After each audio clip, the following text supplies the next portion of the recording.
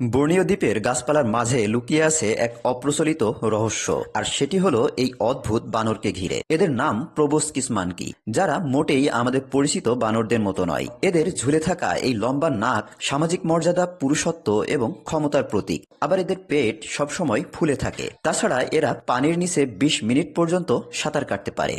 সাধারণত বানরদের হজম প্রক্রিয়া মানুষের মতো হয়, কিন্তু এই বানরদের হজম প্রক্রিয়া গরুর মতো। সব মিলিয়ে প্রোবস্কিস মানকিরা এক ব্যতিক্রমধর্মী ধাঁধার নাম। তো চলুন এদের সম্পর্কে জেনে আসা যাক। লম্বা নাকওয়ালা এই বানরদের পাওয়া যায় একমাত্র বর্ণীয় দ্বীপে। এরা শুধুমাত্র এদের দৈত্যাকার নাকের জন্যই পরিচিত নয়, বরং এদের জলজ জীবনধারা এবং জটিল শারীরবৃত্তীয় অবস্থার জন্যও সমাদৃত। স্থানীয় মানুষজন এদেরকে বলে ওরাং বেলেন্ডা, যার অর্থ ওলন্দাজ মানুষ। অর্থাৎ বর্ণীয় দ্বীপের স্থানীয় মানুষজন এদেরকে ডাচ নাগরিকদের সাথে তুলনা করে, কারণ এই দ্বীপ একসময় ডাচদের অধীনে ছিল। এরাই পৃথিবীর একমাত্র বানর যারা রুমিনেন্ট, অর্থাৎ এরা গরু ছাগলের মতো জাবর কাটে, আর এদের হজম প্রক্রিয়া হয় গবাদি পশুদের মতোই। পুরুষ প্রোবস্কিসদের ওজন হয় বিশাল। একটি পূর্ণবয়স্ক পুরুষের ওজন 20 কেজিরও বেশি হতে পারে। পুরুষদের সবচেয়ে বড় বৈশিষ্ট্য হচ্ছে লম্বা নাক, যা প্রায় 7 ইঞ্চি পর্যন্ত লম্বা হতে পারে। এদের এই লম্বা নাক কেবল সৌন্দর্য বর্ধনই করে না, বরং এটি অ্যাকুস্টিক হর্ন হিসেবেও কাজ করে।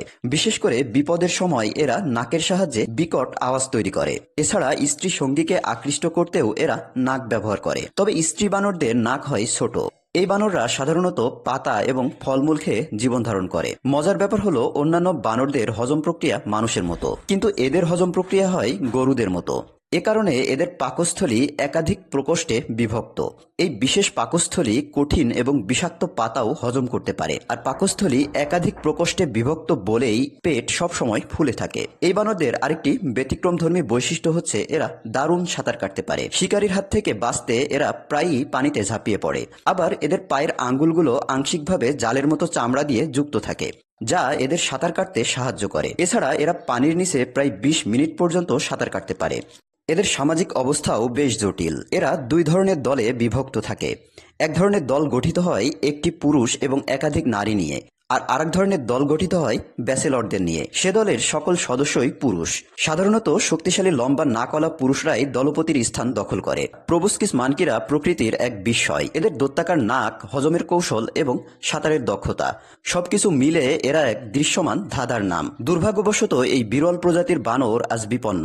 এদের সংখ্যা দ্রুতই কমে যাচ্ছে। বর্ণীয় দ্বীপের রেইন ফরেস্ট উজাড় করে পাম চাষের কারণে এদের বাসস্থান কমে যাচ্ছে, ফলে এই বানররাও হুমকির মধ্যে পড়ছে।